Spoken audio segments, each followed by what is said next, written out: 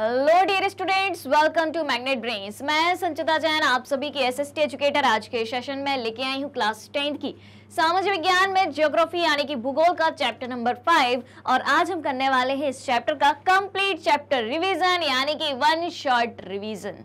तो शुरू करने से पहले आप सभी से रिक्वेस्ट है कि जल्दी से जल्दी और ज्यादा से ज्यादा आज के सेशन को आप सभी लाइक कर दें, शेयर कर दें, साथ ही साथ चैनल को सब्सक्राइब भी कर दें, क्योंकि मैग्नेट ब्रेन्स प्रोवाइड कराता है आपको क्लास 6 से लेकर क्लास 12 तक के सारे courses free of cost, high quality education के साथ, फुली ऑर्गेनाइज कंप्लीट कोर्स के साथ। जी हाँ, अब आपके लिए कई सारे टॉप कोर्सेज हिंदी और इंग्लिश दोनों मीडियम में प्रोवाइड कराते हैं।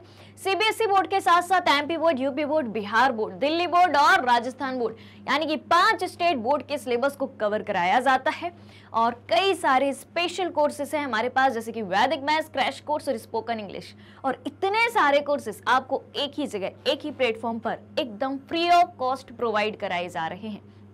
यानी कि मैग्नेट ब्रेन से पढ़ने के लिए आपको किसी भी तरीके की कोई फीस देने की जरूरत नहीं है, किसी भी तरीके का पेड सब्सक्रिप्शन लेने की जरूरत नहीं है। अगर आपको ई बुक्स और ई नोट्स की आवश्यकता है, वीडियो के डिस्क्रिप्शन में एक लिंक दी है, वहां जाइए, क्लिक कीजिए, सारी जानकारी मिल जाएगी। चलिए तो शुरू किया जाए आज का ये सेशन आपके लाइक और शेयर के साथ। क्या है खनिज तथा ऊर्जा संसाधन चैप्टर नंबर 5, जिसका हम जानेंगे आज कंप्लीट चैप्टर रिवीजन। यानी कि मात्र 1 घंटे में आपको पूरे चैप्टर का रिवीजन कराया जाएगा। तो रेडी हैं सभी? शुरू किया जाए। चलिए चलते हैं। देखें तो सबसे पहले इसका पाठ परिचय जान लेते हैं फटाफट से कि क्या क्या पढ़ना है इस चैप्टर में। तो जैसा कि चैप्टर का टाइटल है खनिज तथा ऊर्जा संसाधन, मिनरल्स एंड एनर्जी रिसोर्सेस। तो सबसे पहले हम जानेंगे कि खनिज क्या होते हैं। ठीक, खनिजों की उपलब्धता कहाँ होती है। हम भारत देश की बात करें तो खनिज भारत देश में कहाँ कहाँ मिलेंगे, ऑलराइट। या अपन साधारण सी बात कहेंगे कि पूरी दुनिया में खनिजों की उपलब्धता होती कहाँ है। आसमान में होती है, हवा में होती है, जमीन के ऊपर होती है, जमीन के अंदर होती है। कहाँ होती है इनकी उपलब्धता, कहाँ पाए जाते हैं ये खनिज, यानी कि प्राकृतिक रूप से खनिज कहाँ पाए जाते हैं। फिर उसके बाद हम ये जानेंगे कि भारत में कौन सा खनिज किस स्थान पर पाया जाता है, कौन सा खनिज किस राज्य में सबसे ज्यादा पाया जाता है, कहाँ सबसे कम पाया जाता है। ये सारी चीजें डिटेल में मैप के द्वारा समझेंगे। उसके बाद खनिजों का वर्गीकरण, जैसे कि धात्विक खनिज, लौह खनिज, अलौह खनिज और अधात्विक खनिज, इन सबको डिटेल में जानेंगे परिभाषा के साथ, उदाहरण के साथ। फिर खनिजों का संरक्षण, खनिजों के बारे में सब कुछ जान लिया तो खनिजों का संरक्षण क्या होता है, कैसे किया जाता है, क्यों जरूरी है खनिजों को बचाना, ऑलराइट। फिर उसके बाद ऊर्जा संसाधन यानी कि एनर्जी रिसोर्स की बात करेंगे, जो चैप्टर का दूसरा पार्ट है, ऑलराइट। ऊर्जा क्या होती है, ऊर्जा संसाधन क्या होते हैं, ऊर्जा प्राप्ति के माध्यम क्या होते हैं, ऊर्जा यानी कि एनर्जी कैसे बनाई जाती है, किन किन स्रोतों से बनाई जाती है। स्रोत की बात आई है तो यहाँ पर हम चर्चा करेंगे परंपरागत ऊर्जा के स्रोत और गैर परंपरागत ऊर्जा के स्रोत। फिर परमाणु अथवा आणविक ऊर्जा और फिर ऊर्जा संसाधनों का संरक्षण। खनिज संसाधन का संरक्षण जाना और ऊर्जा संसाधनों का संरक्षण भी हम इसमें कवर करेंगे कि ऊर्जा कितनी मात्रा में उपलब्ध है, कौन से संसाधन कितने उपलब्ध हैं, किस तरीके से हमें उपयोग करना है और इनका संरक्षण यानी कि कंजर्वेशन क्यों जरूरी है। ऑलराइट, क्लियर है यहाँ तक की कहानी? कौन कौन सी बातें जाननी है, कौन कौन से टॉपिक्स जानने हैं, तो शुरू किया जाए। चलिए शुरू करते हैं। तो सबसे पहली बात ये आती है कि खनिज क्या है, व्हाट इज मिनरल्स। तो देखें, पहली बात तो ये आती है कि खनिज एक प्राकृतिक संसाधन है। किस प्रकार का संसाधन है? खनिज जो है एक प्राकृतिक संसाधन है, प्राकृतिक संसाधन है, ऑलराइट। खनिज एक प्राकृतिक रूप से विद्यमान समरूप तत्व है जिसकी एक निश्चित आंतरिक संरचना होती है। हर खनिज की अपनी एक आंतरिक संरचना होती है और उसी संरचना के दम पर हम खनिजों में भिन्नता को पाते हैं। ठीक है, और भी कई सारे एलिमेंट्स होते हैं, कारक होते हैं, जैसे रंग हो गया, ठीक है, उसकी कठोरता हो गई, या वो खनिज नरम हो सकता है, ठीक है, उसकी क्वालिटी हो गई, उसका स्ट्रक्चर कैसा है, ठीक है। तो सबसे पहली बात हमने क्या जानी कि खनिज एक प्राकृतिक संसाधन होता है, प्रकृति से हमें मिलता है और हर एक खनिज की अपनी अपनी संरचना होती है, अपना अपना स्ट्रक्चर होता है। ठीक, फिर ये प्रकृति में अनेक रूपों में पाए जाते हैं जिसमें कठोर हीरा से लेकर नरम चूना तक शामिल होता है। सबसे कठोर खनिज की बात करें, सबसे कठोर खनिज की बात करें तो उसमें शामिल होता है हीरा, और सबसे नरम खनिज की बात करें तो चूना। जी हाँ, चूना भी खनिज है जो कि चट्टानों के रूप में पाया जाता है। ठीक, फिर चट्टानें खनिजों के समरूप तत्वों के यौगिक हैं, और कुछ चट्टानें जैसे चूना पत्थर की हम बात करें केवल एक ही खनिज से बनी है, उसमें कोई दूसरी मिलावट नहीं होती है कि उसको अलग से जो है उसका निष्कर्षण करके निकाला जाए, क्योंकि खनिजों को जो है अयस्कों का निष्कर्षण करके निकाला जाता है। ये बात तो सभी को पता होगी, जब मैंने ये चैप्टर पढ़ाया था तब तो आपने ये बात सीखी होगी। तो खनिजों को उनके अयस्कों से निकाला जाता है, लेकिन चूना पत्थर एकमात्र ऐसा खनिज है जो एक ही खनिज से बना होता है। ठीक है, लेकिन अधिकतर चट्टानें जो है विभिन्न अनुपातों के अनेक खनिजों का योग हैं। अधिकतर चट्टानें जो होती हैं, क्योंकि चट्टानों से ही खनिजों को निकाला जाता है, ठीक है, तो अधिकतर चट्टानें ऐसी हैं जो अलग अलग रेशियो में यानी कि अलग अलग अनुपातों के अनेक खनिजों का क्या है, योग है। कई सारे खनिज उसमें पाए जाते हैं। फिर 2000 से अधिक खनिजों की पहचान की जा चुकी है, लेकिन अधिकतर चट्टानों में केवल कुछ ही खनिजों की बहुतायत है।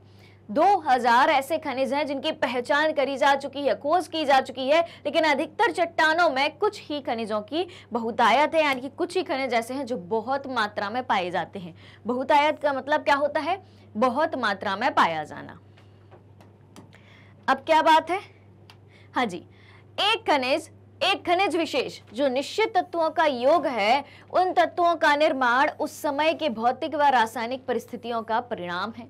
क्या बात कही गई है, एक खनिज जो निश्चित तत्वों का योग है, उन तत्वों का निर्माण उस समय के भौतिक व रासायनिक परिस्थितियों का परिणाम है कि एक खनिज जिसका निर्माण कई सारे यौगिकों को मिलाया गया है, मिला के बनाया गया है या मिला के बना है, प्राकृतिक रूप से बना है, तो बनाया नहीं गया यानी कि बना है। तो कैसे बना है वो, जब वो खनिज बना था तो उस समय जो उस भौतिक और रासायनिक परिस्थितियां रही होंगी उस दौरान की, उनके फलस्वरूप वो बना है। और इसके फलस्वरूप ही यानी कि इन भौतिक और रासायनिक परिस्थितियों के फलस्वरूप अनेक तत्वों के यौगिकों से जिस खनिज का निर्माण हुआ है, उसी के परिणाम स्वरूप हमें अलग अलग खनिज का अलग अलग रंग दिखाई देता है, कठोरता दिखाई देती है, हर एक खनिज की अलग चमक होती है, अपना घनत्व होता है और अपने अलग अलग क्रिस्टल पाए जाते हैं। किनके परिणाम स्वरूप, भौतिक और रासायनिक परिस्थितियों के परिणाम स्वरूप जो उस समय अनेक तत्वों के यौगिकों से खनिज का निर्माण हुआ, उसी का ये फल है, उसी का ये परिणाम है कि अलग अलग खनिज का अलग अलग रंग होता है, रूप होता है, कठोरता होती है, चमक होती है, और क्या होता है, अलग अलग उनके क्रिस्टल होते हैं, अलग अलग उनका घनत्व होता है। क्लियर है यहां तक की बात? बता दो भाई जल्दी से, यहां तक सब कुछ क्लियर? लाइक शेयर बराबर से हो रहा है? और हाँ जी, जो स्टूडेंट्स अभी नए हैं, हमारे चैनल पर अभी अभी आए हैं, अभी अभी विजिट किया है, तो जल्दी से चैनल को सब्सक्राइब कर देना है। ऑलराइट, चलिए अगला सवाल क्या है, हाँ, खनिजों की उपलब्धता। खनिजों की उपलब्धता, mode of occurrence of minerals, कहाँ पाए जाते हैं ये खनिज, कहाँ मिल सकते हैं? तो सामान्यतः खनिज कहाँ मिलते हैं? अयस्कों में मिलते हैं। कहाँ मिलते हैं? अयस्कों में मिलते हैं। अब बात आती है कि ये अयस्क क्या होते हैं? अयस्क क्या होते हैं? तो किसी भी खनिज में अन्य अवयवों या तत्वों के मिश्रण का संचयन क्या कहलाता है? अयस्क कहलाता है। जैसा कि अभी हमने देखा था कि चूना पत्थर एकमात्र ऐसा खनिज है जिसकी सिर्फ एक ही चट्टान पाई जाती है, उसमें कोई दूसरी मिलावट नहीं होती है, दूसरा खनिज नहीं होता है। ठीक है, और यहां पर क्या बात कही गई है कि किसी भी खनिज में अन्य अवयवों या तत्वों का मिश्रण, कोई खनिज है और अगर उसमें कोई अन्य तत्व मिले हैं या अन्य यौगिकों का मिश्रण मिला हुआ है तो उसे क्या कहा जाएगा? अयस्क। क्योंकि कोई भी खनिज जब निकाला जाता है तो अयस्क के फॉर्म में होता है, यानी कि उसमें कई सारी चीजें मिली होती हैं, फिर उसका शुद्धिकरण किया जाता है, यानी कि निष्कर्षण किया जाता है और अयस्क को अलग किया जाता है और एक प्योर खनिज निकाला जाता है, शुद्ध खनिज निकाला जाता है।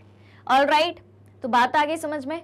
अब क्या है, खनिज प्रायः निम्न शैल समूहों से प्राप्त होते हैं। शैल समूह यानी कि चट्टानें। शैल समूह का मतलब क्या होता है? शैल समूह का मतलब है चट्टानें। तो कौन कौन सी वो चट्टानें हैं? आग्नेय तथा कायांत्र चट्टानों की अगर हम बात करें, अब आग्नेय और कायांत्र चट्टानें क्या होती हैं इसको भी समझ लेते हैं। तो आग्नेय शब्द पर ध्यान देना। आग्नेय शब्द, आग्नेय यानी कि आग, आग जैसा कुछ समझ में आ रहा है, ठीक है। अब ज्वालामुखी के बारे में सभी ने सुना होगा। ज्वालामुखी से क्या निकलता है? लावा या मैग्मा। तो लावा या मैग्मा जब ठंडा हो जाता है तो उसी के परिणाम स्वरूप लावा या मैग्मा के ठंडे होने के परिणाम स्वरूप ही आग्नेय चट्टानों का निर्माण होता है। फिर बात आती है कायांत्र चट्टानों की। उसके पहले हम एक प्रकार की और चट्टानें समझ लेते हैं, अवसादी चट्टानें। कौन सी? अवसादी चट्टानें। अवसादी चट्टानें क्या होती हैं? यानी कि जब दूसरी चट्टानों के टूटने फूटने से जो एक नई चट्टान निर्मित होती है, एक अवसाद निर्मित होता है, ठीक है। अब कोई भी चीज है वो टूट फूट रही है तो क्या होगा? वो एक कचरा कहलाएगा, अवसाद कहलाएगा। तो उसी के परिणाम स्वरूप एक नई चट्टान का जन्म होता है जिसे अवसादी चट्टान कहा जाता है। फिर अब हम आग्नेय और अवसादी से चलते हैं कायांतरित की तरफ कि कायांतरित चट्टान किसे कहा जाता है? कायांतरित चट्टान जिसकी काया बदल जाए, यानी कि जब आग्नेय और अवसादी चट्टानें अपना रूप परिवर्तन कर लेती हैं, किसी दूसरे उसमें परिवर्तित हो जाती हैं रूप में, तो कायांतरित चट्टानों का जन्म होता है। ऑलराइट, तो आग्नेय और कायांतरित चट्टानों में खनिज जो है दरारों, जोड़ों, भ्रंशों व विद्रों में मिलते हैं। जैसे कि मान लो ये हैं चट्टानें, ठीक है, ये हैं चट्टानें, ठीक है। तो क्या कहा है कि दरारों, जोड़ों, मान लो यहां से ये जोड़ है, यहां पाया जा सकता है क्या? खनिज, कोई भी खनिज पदार्थ यहाँ पाया जा सकता है, या इनकी यहाँ से दरार है, यहाँ पाया जा सकता है, ये भ्रंश है, यहाँ पाया जा सकता है। क्लियर हो रही है बात? तो आग्नेय तथा कायांतरित चट्टानों में खनिज दरारों, जोड़ों, भ्रंशों व विद्रों में मिलते हैं और छोटे जमाव शिराओं के रूप में और बृहद जमाव परत के रूप में पाए जाते हैं। यानी कि या तो ऐसे शिराओं में पाए जाएंगे, यानी कि एक पतली सी नली में पाए जाएंगे, या ऐसे भ्रंशों में पाए जाएंगे, या फिर परत के रूप में भी पाए जा सकते हैं, एक प्लेट के रूप में भी पाए जा सकते हैं। क्लियर है बात? अब यहाँ पर कुछ एग्जाम्पल दिए गए हैं, जैसे कि जस्ता, तांबा, जिंक और शीशा आदि। और अनेक खनिज अवसादी चट्टानों के अनेक खनिज संस्तरों में भी पाए जाते हैं, जैसे कोयला, जिप्सम, पोटाश, नमक आदि। क्लियर है? चलिए अब क्या बात है आगे। हाँ, धरातलीय चट्टानें जो होती हैं, धरातल पर पाई जाने वाली जो चट्टानें होती हैं, उनके अपघटन से भी खनिजों का निर्माण होता है और चट्टानों के घुलनशील तत्वों के अपरदन के पश्चात अयस्क वाली अवशिष्ट चट्टानें रह जाती हैं, जैसे कि बॉक्साइट। फिर और कहाँ पाया जाता है? पहाड़ियों के आधार में भी खनिज पाए जाते हैं। कैसे पाए जाते हैं? तो पहाड़ियों के आधार तथा घाटी तल की रेत में जलोढ़ जमाव के रूप में भी कुछ खनिज पाए जाते हैं। जो पहाड़ियों का आधार है, पहाड़ियों का निचला स्थल है, निचली जगह है, और जो घाटी तल है वहां पाई जाने वाली रेत है, उसमें जलोढ़ जमाव क्या होता है?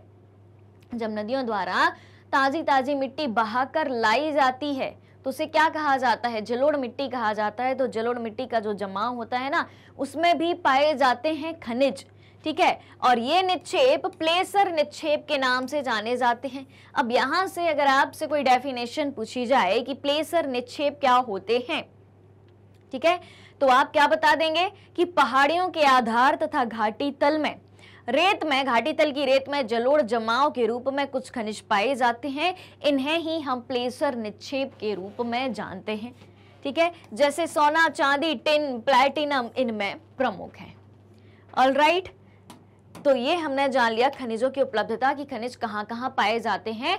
और एक और बात है, चट्टानों के अलावा, धरातलीय चट्टानों के अलावा आग्नेय, कायांतरित, अवसादी, धरातलीय चट्टानें या जलोढ़ जमाव के अलावा और कहाँ पाए जाते हैं खनिज? महासागरों में भी खनिज पाए जाते हैं। कहाँ? महासागरीय जल में भी विशाल मात्रा में खनिज पाए जाते हैं, जैसे सामान्य नमक, मैग्नीशियम, ब्रोमाइन। क्या है?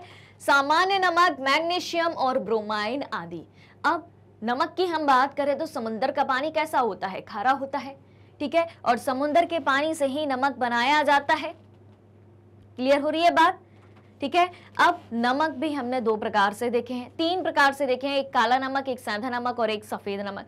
तो जो सफेद नमक होता है, हम बात करें सफेद नमक की, तो सफेद नमक हमें कहां से प्राप्त होगा? महासागर से प्राप्त होगा, महासागरीय जल से बनेगा।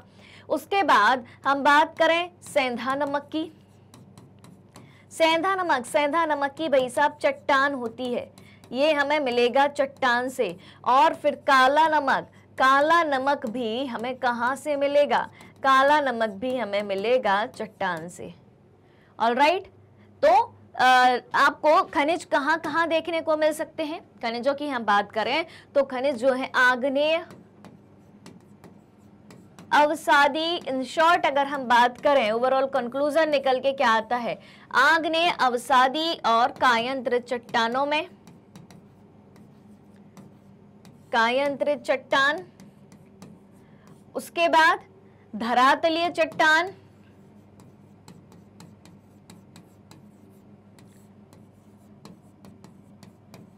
धरातलीय चट्टान, और उसके बाद कहां जाना था हमने? पहाड़ी एवं घाटी तल।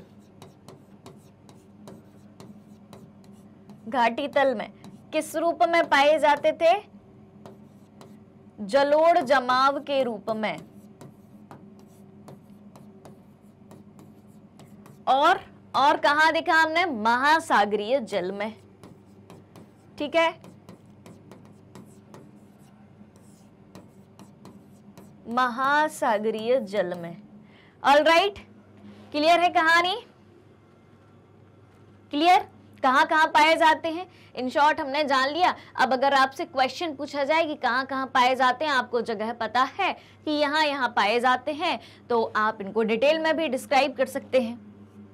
ठीक, अब खनिजों के वर्गीकरण की बात करें तो 3 भागों में बांटा गया है, धात्विक, अधात्विक और ऊर्जा खनिज। देख लेते हैं क्या क्या है। सबसे पहले धात्विक खनिज की बात करें, धात्विक खनिज शब्द से ही स्पष्ट है। धात्विक खनिज यानी कि इस खनिज में क्या होती है? धातु होती है। धात्विक खनिज की बात आती है यानी कि इन खनिज में धातु होती है। फिर हम बात करें लौह खनिज की। लौह खनिज, धात्विक खनिज में लौह खनिज की बात करें यानी कि लोहा क्या है? लोहा एक धातु है। और लौह खनिज क्या होगा? यानी कि वे खनिज जिसमें लोहा की मात्रा पाई जाती हो। सीधी सी बात है, शब्द से ही सब कुछ आपको पता चल जाएगा, बस समझने की जरूरत है, रटने की जरूरत नहीं है, समझने की जरूरत है। तो लौह खनिज यानी कि जिनसे लोहा प्राप्त किया जाता है, एक बात। फिर लौह खनिज धात्विक खनिजों के कुल उत्पादन मूल्य के 3/4 भाग का योगदान करते हैं। जितने टोटल धात्विक खनिज होते हैं उनमें से 3/4 खनिज जो है किस प्रकार के होते हैं? 3/4 खनिज लौह खनिज होते हैं। 3/4 खनिज कैसे होते हैं? लौह खनिज होते हैं। और ये धातु शोधन उद्योगों के विकास को मजबूत आधार प्रदान करते हैं। जो धातु शोधन उद्योग हैं उनका महत्वपूर्ण खनिज होता है लौह खनिज। और लौह खनिज को उद्योगों का आधारभूत खनिज भी कहा जाता है, क्योंकि उद्योगों की जब हम बात करते हैं तो उद्योगों में बिना मशीनों के काम तो होता नहीं है। और मशीनें किससे बनी होती हैं? मशीनें बनी होती हैं लोहा से। ऑलराइट, क्लियर है? चलो अब हम लौह खनिज की उपलब्धता देख लेते हैं कि भारत में लौह खनिज कहाँ हमें मिलता है। सभी रेडी हैं? चलिए देख लेते हैं। तो सबसे पहले हम लौह अयस्क क्षेत्र की बात करते हैं। लौह अयस्क क्षेत्र की बात करें, ठीक है? तो लौह अयस्क क्षेत्र को कुछ इस तरीके से दर्शाया गया है। एक मिनट रुकिएगा। लौह अयस्क क्षेत्र, ओके, ऑल राइट। लौह अयस्क क्षेत्र की हम बात करें तो कुछ इस तरीके से भारत के नक्शे में दर्शाया गया है। ये देखें, ये देखें, ये संरचना आपको दिखाई दे रही है। देखा जाए अब, देखें लौह अयस्क क्षेत्र, जहां लौह अयस्क पाया जाता है तो कुछ इस तरीके की पेटीनुमा संरचना बनी है अलग अलग जगह।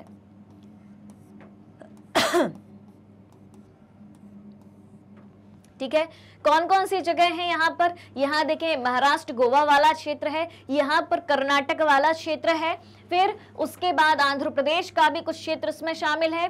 फिर यहाँ की हम बात करें तो मध्य प्रदेश के नीचे हम बात करें तो कुछ हमें महाराष्ट्र का क्षेत्र दिखाई दे रहा है, ठीक है। यहाँ पर छत्तीसगढ़ का क्षेत्र भी दिखाई दे रहा है, ठीक है। फिर यहाँ हम जाएं तो हमें जो है उड़ीसा का क्षेत्र दिखाई दे रहा है, ठीक है। ये देखें सुंदरगढ़, केंदुझर, मयूरभंज, गोवा नहीं गुआ, ठीक है। यहाँ तो गुआ है, यहाँ है गोवा, क्लियर है। तो ये क्षेत्र जो है लौह अयस्क क्षेत्र है।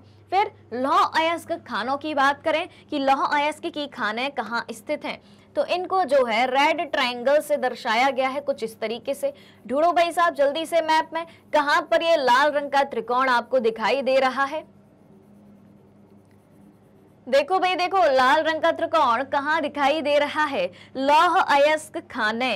लौह अयस्क खाने कहाँ दिखाई देती हैं, तो जहां जहां इसकी पेटी है लौह अयस्क क्षेत्र की वहीं खदानें हैं। तो देखें रत्नागिरी, ठीक है, ये गोवा, फिर कुद्रेमुख, फिर चिकमंगलूर, फिर मकुरू, फिर चित्रदुर्ग और बल्लारी, ठीक। फिर क्या है, यहाँ देखें चंद्रपुर, बेलाडीला, दुर्ग, फिर यहाँ क्या है गुआ, केंदुझर और मयूरभंज। ऑलराइट, अब क्या है लौह अयस्क निर्यातक पत्तन। लौह अयस्क निर्यातक पत्तन यानी कि वे बंदरगाह, पत्तन का मतलब क्या होता है बंदरगाह, वे बंदरगाह जहां से लौह अयस्क को एक्सपोर्ट किया जाता है, भारत से दूसरी जगह निर्यात किया जाता है, भेजा जाता है। इनको बताया गया है किस रंग से, इनको जो है यहां पर दर्शाया गया है काले रंग के बॉक्स से, ठीक है। चलिए अब काले रंग के बॉक्स की हम बात करें तो कुछ इस तरीके का बॉक्स आपको दिखाई दे रहा होगा। ये किस रूप में दिखाई दे रहे हैं, लौह अयस्क पत्तन। पत्तन का मतलब होता है बंदरगाह। Alright, clear. चलिए तो ढूंढते हैं लौह अयस्क पत्तन। इस तरीके का सिंबल काले रंग के ऐसे दो बॉक्स आपको कहां दिखाई दे रहे हैं, देख लेते हैं इनको भी एक बार, इसको क्लियर कर लें। हाँ, क्या खोजना है हमें खोजना है लौह अयस्क निर्यातक पत्तन। ढूंढो भाई कहाँ है ये काले रंग का चौकोर, काले रंग का आयताकार बॉक्स कहाँ पर है, तो ये देखें मारमा गांव में है, ठीक है, मंगलुरु में है। मारमा गांव गोवा का बंदरगाह है, मंगलुरु कर्नाटक का बंदरगाह है, और ये विशाखापट्टनम ये आंध्र प्रदेश का बंदरगाह है, और ये है पारादीप, ये कहाँ का है, ये उड़ीसा का बंदरगाह है। यानी एक बात आप देखना कि जहां जहां लौह अयस्क क्षेत्र हैं और वही लौह अयस्क खाने हैं, और वहीं पर तटीय इलाकों पर पास के क्षेत्र में ही बंदरगाह भी स्थित है, ठीक है। क्लियर है, सारी चीजें एक ही जगह है। एक ही जगह क्यों है, जहां लौह अयस्क क्षेत्र होगा वहीं खदानें होंगी, और जहां खदानें होंगी जहां से लोहा निकाला जाएगा वहीं से उनको आसानी से दूसरी जगह भेजा जाएगा। क्लियर है। चलिए तो ये बात हो गई लौह खनिज की। आगे की कहानी किस बारे में है, लौह अयस्क के बारे में। तो देखें लौह अयस्क एक आधारभूत खनिज है तथा औद्योगिक विकास की रीढ़ है। जी हाँ, सभी उद्योगों के लिए आधारभूत खनिज के रूप में लोहा को जाना जाता है। किसको, लोहा को जाना जाता है, और औद्योगिक विकास की रीढ़ के रूप में जाना जाता है। यानी कि उद्योगों का विकास बिना लोहा के नहीं हो सकता। उद्योगों में मशीनों की आवश्यकता होती है, और मशीनें किससे बनी होती हैं, लोहा से ही बनी होती हैं। तो औद्योगिक विकास की रीढ़ क्या होगा, लौह खनिज। ऑलराइट, फिर अब सबसे अच्छे किस्म के लोहा की बात आती है जब, तो मैग्नेटाइट का नाम आता है। क्या आता है, मैग्नेटाइट। मैग्नेटाइट जो है सर्वोत्तम प्रकार का लौह अयस्क है, जिसमें 70% लोहांश पाया जाता है। क्या कहा गया है, मैग्नेटाइट जो है सबसे अच्छे प्रकार का लौह अयस्क है। क्यों, क्योंकि मैग्नेटाइट में 70% लोहे का अंश पाया जाता है, इनकी 70% लोहा पाया जाता है। फिर उसके बाद एक और प्रकार है लौह अयस्क का, जो है हेमेटाइट। हेमेटाइट क्या है, सर्वाधिक महत्वपूर्ण औद्योगिक लौह अयस्क है, जिसका अधिकतम मात्रा में उपभोग हुआ है। लेकिन इसमें लोहा की मात्रा मैग्नेटाइट से कम पाई जाती है। कितनी होती है? 50 से 60% होती है। तो सबसे पहले नंबर का कौन सा रहेगा? मैग्नेटाइट, क्योंकि उसमें 70% लोहा रहता है। और दूसरे नंबर का रहेगा हेमेटाइट, क्योंकि उसमें 50 से 60% लोहे की मात्रा होती है। अब भारत जो है हाई क्वालिटी के लोहा में धनी देश है, यानी कि हमारे यहाँ उच्च कोटि का लोहा पाया जाता है। ठीक, अब हम क्या देखें? प्रमुख लौह अयस्क पेटियां जो अभी हमने यहाँ पर देखी थी, यही तो है। यह है आपकी कौन सी? सबसे पहली जो यहाँ पर कही गई है उड़ीसा झारखंड पेटी। ये उड़ीसा और झारखंड का ही इलाका है। क्या कहते हो? ये देखो गुआ जो है वो आ रहा है ऊपर झारखंड में, और ये सुंदरगढ़, केंदुझर, मयूरभंज ये किसमें आ रहे हैं? ये आ रहे हैं आपके नीचे उड़ीसा में। फिर छत्तीसगढ़ और महाराष्ट्र में दुर्गा, बस्तर, चंद्रपुर पेटी। ये देख लो भाई, ये है भाई यहाँ से ये नागपुर का इलाका, और यहाँ से जो है ये है छत्तीसगढ़ का इलाका। तो ये हो गई आपकी छत्तीसगढ़ और महाराष्ट्र में दुर्ग, बस्तर और चंद्रपुर पेटी। ठीक है, ये दुर्ग हो गया, ये चंद्रपुर हो गया, और यहीं पर है बस्तर। ऑलराइट, फिर कर्नाटक में कौन सी है? बेल्लारी, चित्रदुर्ग, चिकमंगलूर, तुमकुर पेटी। कहाँ है कर्नाटक? ये है भाई चित्रदुर्ग, बल्लारी और मंगलुरु और चिकमंगलूर पेटी। ठीक, फिर क्या है? गोवा तथा महाराष्ट्र राज्य के रत्नागिरी जिले में महाराष्ट्र गोवा पेटी। ये देख लो, ये है महाराष्ट्र गोवा पेटी, ये रत्नागिरी जिले में, महाराष्ट्र गोवा में। हो गई भाई, क्या हो गई है? लौह अयस्क पेटियां। इनको याद रखना है, इनसे सवाल पूछा जाता है कि भारत में प्रमुख लौह अयस्क पेटियों के नाम लिखिए। तो आप इस तरीके से इन 4 पेटियों के नाम लिख देंगे और इस तरीके से मैप में दिखा देंगे, और पूरा मैप बनाने की जरूरत भी नहीं है। ठीक है या तो आपको एग्जाम में मैप प्रोवाइड कराया जाएगा, और नहीं प्रोवाइड कराएगा, पूरा बना सके तो बहुत अच्छी बात है, और नहीं बना सके तो इस तरीके से प्रायद्वीपीय भारत का नक्शा यानी कि नीचे के भारत का नक्शा बना लेना है, क्योंकि सारी चीजें आपको नीचे ही मिल रही हैं। और देखो, कंफ्यूज होने की भी जरूरत नहीं है, सब चीजें आसपास हैं। जितनी भी लौह अयस्क पेटियां हैं, देखो भाई, सब आसपास हैं कि नहीं है? इस तरीके से है। क्लियर है? तो 3 तो आप ऐसे सीरीज में बना सकते हो, 1 2 3। ये हो जाएगी आपकी उड़ीसा झारखंड पेटी, ये हो जाएगी आपकी कौन सी? छत्तीसगढ़ और महाराष्ट्र वाली पेटी, ये छत्तीसगढ़ और महाराष्ट्र। फिर ये वाली जो है आपकी कर्नाटक वाली पेटी हो जाएगी, और ये महाराष्ट्र और गोवा की। Simple, clear? चलिए, अब दूसरा खनिज है मैग्नीज। मैग्नीज इसका मुख्य रूप से इस्पात के निर्माण में प्रयोग किया जाता है, और इसका उपयोग पूछा जाता है अक्सर आपकी परीक्षा में। मैग्नीज का उपयोग पूछा जाता है तो आप बता देंगे ब्लीचिंग पाउडर, कीटनाशक दवाएं और पेंट बनाने में किया जाता है। भारत में उड़ीसा कहाँ पाया जाता है?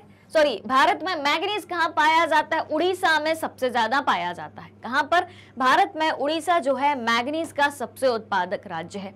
3 बातें जानी, 3 कौन कौन सी? कि इसका मुख्य रूप से इस्पात के निर्माण में प्रयोग किया जाता है, इसका उपयोग ब्लीचिंग पाउडर, कीटनाशक दवाएं, पेंट बनाने में किया जाता है, और भारत में उड़ीसा जो है मैग्नीज का सबसे उत्पादक राज्य है। ये बात आपको याद रखनी ही है। क्लियर? चलिए चलते हैं अब आगे। अब बात करेंगे अलौह खनिज। अलौह खनिज जिनमें लोहा नहीं पाया जाता है। अलौह खनिज जिनमें लोहा नहीं पाया जाता है, तो इन खनिजों में लोहा शामिल नहीं होता है, लोहे की मात्रा होती नहीं है। ठीक है, अब ऐसे खनिजों का उपयोग कहाँ होता होगा जिनमें लोहे की मात्रा नहीं है? तो इनका उपयोग देखें, धातु शोधन, इंजीनियरिंग व विद्युत उद्योगों में महत्वपूर्ण भूमिका निभाते हैं ये। और अलौह खनिजों के उदाहरण कौन कौन से हैं? जैसे कि तांबा। तांबा में लोहा होता है? बिल्कुल नहीं होता। ठीक है, तांबे के हमने बर्तन देखे हैं। अब क्या आपने कभी किसी ऐसे बर्तन में खाना खाया है जो लोहा हो? नहीं ना। तांबे के बर्तन होते हैं, तांबे के सुंदर सुंदर सोपीश होते हैं, और क्या होता है? तांबे के तार होते हैं जो बिजली में प्रयोग करे जाते हैं। तो अलौह खनिजों के उदाहरण क्या क्या है? तांबा, बॉक्साइट, सीसा, सोना। ठीक है, इनमें लोहे की मात्रा नहीं पाई जाती। और भी खनिज है, ये कुछ एग्जाम्पल दिए हैं, और भी ऐसे खनिज है जिसमें लोहा नहीं पाया जाता है। क्लियर? तो ये बात हो गई आपकी मैग्नीज की। हाँ जी, अब मैग्नीज कहाँ पाया जाता है, भारत में मैग्नीज कहाँ पाया जाता है ये देख लेते हैं। तो सबसे पहले तो हम ये देखेंगे कि मैग्नीज को दर्शाया कैसे है, तब तो हम खोजेंगे कि मैग्नीज कहाँ मिलता है। तो मैग्नीज को कुछ इस तरीके के एक फ्लावर के माध्यम से दर्शाया गया है। कुछ इस तरीके का एक फूल बना हुआ आपको दिखाई दे रहा होगा, ठीक है, इस तरीके का दिखाई दे रहा है, बिल्कुल दिखाई दे रहा है, ये देखिए, ठीक है। तो खोजा जाए, देखो भाई कहाँ बना है मैग्नीज, कहाँ है ये फूल, ये वाला, ठीक है। तो सबसे पहले तो ये देखें भाई, गोवा में मिल गया हमें ये फूल, ठीक है। ये शिवमोगे यानी कि कर्नाटक में मिल गया, फिर नागपुर, भंडारा, बालाघाट में मिल गया, यहाँ पर सुंदरगढ़ में मिल गया और केंदुझर में मिल गया। और मैग्नीज सबसे ज्यादा कहाँ पाया जाता है, उड़ीसा यानी कि सुंदरगढ़ और केंदुझर, ये कहाँ के स्थान है, उड़ीसा के स्थान है। क्लियर। इसके अलावा और कहीं दिखाई दे रहा है क्या, नहीं दिखाई दे रहा। चलो भाई ठीक है, तो ये बात हो गई आपकी मैग्नीज की। अब क्या है, अब है तांबा। तांबा अल्लाह धातु है, लोहा नहीं पाया जाता इसमें। तो अब तांबे की क्या विशेषताएं होती हैं इसको भी समझ लेते हैं। तांबा, तांबा जो है घातवर्ध्य, तन्य और ताप सुचालक होने के कारण तांबे का उपयोग मुख्यतः बिजली के तार बनाने, क्या क्या बातें कही गई हैं। तांबा कैसा है, घातवर्ध्य है, तन्य है और ताप सुचालक होने के कारण तांबे का उपयोग बिजली के तार बनाने, इलेक्ट्रॉनिक्स और रसायन उद्योगों में किया जाता है। अब आप पूछेंगे कि ये घातवर्ध्य, तन्य और ताप सुचालक ये क्या होते हैं। घातवर्ध यानी कि एक ऐसी धातु जिसको पीटा जा सके और पीट के किसी भी मोल्ड में कन्वर्ट किया जा सके, यानी किसी भी आकृति में उसको बदला जा सके, ठीक है। तो तांबे में अलग अलग आकार की कई सारी वस्तुएं उपलब्ध होती हैं। तो घातवर्ध का मतलब ये हो गया कि जब किसी भी धातु को पीट कर उसको नया आकार दिया जा सके। तन्य यानी कि जिसको ताना जा सके। फिर ताप सुचालक यानी कि विद्युत का सुचालक होना चाहिए, उसमें से धारा प्रवाहित होना चाहिए, करंट प्रवाहित होना चाहिए, करंट बहना चाहिए। इसलिए तो बिजली के तारों में तांबे के तार का उपयोग किया जाता है। तो घातवर्ध, तन्य और ताप सुचालक होने के कारण तांबे का उपयोग मुख्यतः बिजली के तार बनाने, इलेक्ट्रॉनिक्स और रसायन उद्योगों में किया जाता है। फिर क्या है, तांबा कहाँ कहाँ है, मध्य प्रदेश की बालाघाट खदानें, कहाँ पाया जाता है, मध्य प्रदेश की बालाघाट खदानों में बहुत ज्यादा तांबा पाया जाता है। और बालाघाट में मलाज खंड खदानें, ये नाम नोट कर लेना, याद कर लेना। बालाघाट में भी कहां पर, मलाज खंड, ठीक है। तो मध्य प्रदेश की बालाघाट खदानें, झारखंड का सिंहभूमि जिला, राजस्थान की खेतड़ी खदानें तांबे की प्रमुख उत्पादक हैं। कौन कौन, मध्य प्रदेश की बालाघाट की मलाज खंड खदानें, झारखंड का सिंहभूम जिला और राजस्थान की खेतड़ी खदानें तांबे की प्रमुख उत्पादक हैं। ऑलराइट, अब है बॉक्साइट। बॉक्साइट, इसमें भी लोहा नहीं होता है, एल्यूमिनियम निकाला जाता है इससे। बॉक्साइट एल्यूमिनियम का अयस्क होता है, ये बात आपको याद रखनी है, ये सवाल पूछा जाता है। बॉक्साइट किसका अयस्क है, किस खनिज का अयस्क है, एल्यूमिनियम का है, ठीक है। तो एल्यूमिना किले जैसा दिखने वाला पदार्थ बॉक्साइट होता है, जिससे बाद में एल्यूमिनियम प्राप्त किया जाता है। जिससे बाद में क्या मिलता है, बाद में एल्यूमिनियम प्राप्त किया जाता है। और एल्यूमिनियम एक बहुत ही महत्वपूर्ण धातु है। क्यों, क्योंकि यह लोहे जैसी शक्ति के साथ साथ अत्यधिक हल्की एवं सुचालक भी होती है और इसमें अधिक घातवर्धता भी पाई जाती है, ठीक है। क्या कहा गया है, एल्यूमिनियम एक बहुत ही महत्वपूर्ण धातु है क्योंकि यह लोहे जैसी शक्ति के साथ साथ अत्यधिक हल्की होती है, लोहे जैसी पावर होती है और वजन में बहुत हल्की होती है। आपने देखा होगा, अगर आपके घर में कुछ एल्यूमिनियम का होगा, कुछ बर्तन होगा या कुछ भी, ठीक है, तो वजन में बहुत ही हल्के होते हैं। जैसे कि आपने देखा होगा पॉट, केक बनाने का जो पॉट होता है या जो ट्रे होती हैं जो माइक्रोवेव ओवन में यूज होती हैं, एल्यूमिनियम के बर्तनों की बात करें या फिर आपके घर में डब्बे भी हो सकते हैं, ठीक है, बहुत ही हल्के होते हैं, लेकिन इनमें एल्यूमिनियम में लोहे जैसी पावर होती है और सुचालक भी होता है। ताप का सुचालक यानी कि विद्युत का सुचालक भी होता है, गुड कंडक्टर होता है, ठीक है, और इसमें घातवर्धता भी पाई जाती है, यानी कि इसको भी, एल्यूमिनियम को भी पीटा जा सकता है और एक नई आकृति दी जा सकती है। क्लियर। अब भारत में बॉक्साइट कहाँ पाया जाता है? भारत में बॉक्साइट कहाँ पाया जाता है? मुख्यतः अमरकंटक पठार, अमरकंटक पठार, मैकाल पहाड़ियां, ये कहाँ है भाई? मध्य प्रदेश में है। बिलासपुर कटनी के पठारी प्रदेश यानी कि छत्तीसगढ़, ठीक है, यहाँ पर पाए जाते हैं। अब मैप में देख लेते हैं, मैप में बॉक्साइट को किस तरीके से दिखाया गया है। मैप में बॉक्साइट को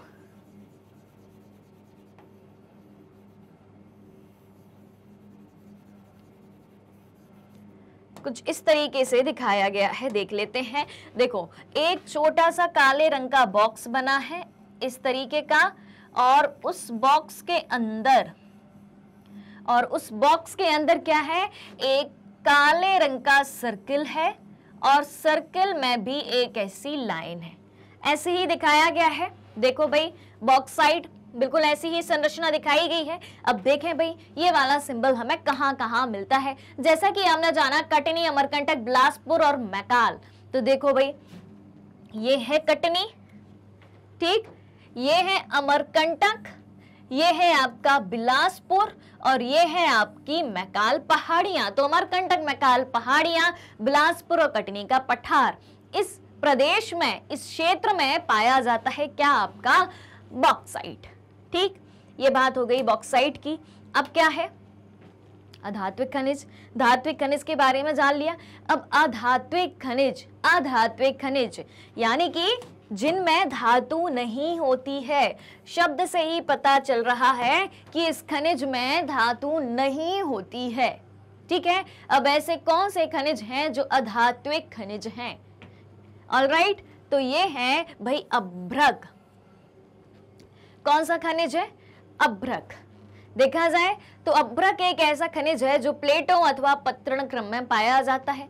अभ्रक किस प्रकार का खनिज है? अभ्रक एक ऐसा खनिज है जो प्लेटों अथवा पत्रण क्रम में पाया जाता है। प्लेट के रूप में, पत्ते के रूप में इसकी संरचना होती है। ठीक है, ऐसे बिल्कुल प्लेन पतली सी प्लेट के रूप में, पत्रण यानी कि पत्ते के रूप में ये पाया जाता है। फिर ये होता कैसा है? दिखने में पारदर्शी होता है। पारदर्शी का मतलब होता है जिसके आर पार देखा जा सके। पारदर्शी यानी कि देखा जा सके। ट्रांसपेरेंट होता है। ठीक है, कैसा होता है? ट्रांसपेरेंट होता है। अब कलर कैसा होता है?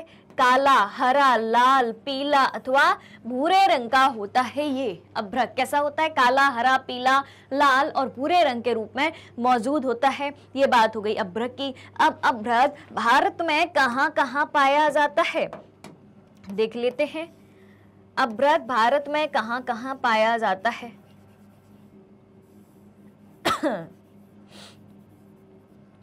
हाँ जी, तो अभ्रक की संरचना कुछ इस तरीके से दिखाई गई है। काले रंग का स्टार बना के हमें बताया गया है।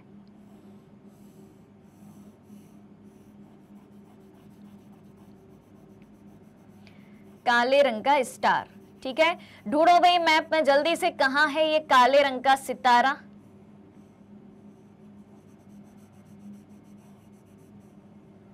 कहां है भाई काले रंग का सितारा? बताओ भाई, बताओ, क्या लगता है आपको? दिखा अभ्रक?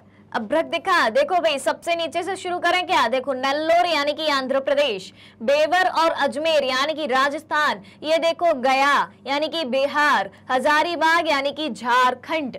और कहीं दिखाई दिया ये काले रंग का सितारा? क्या कहते हो?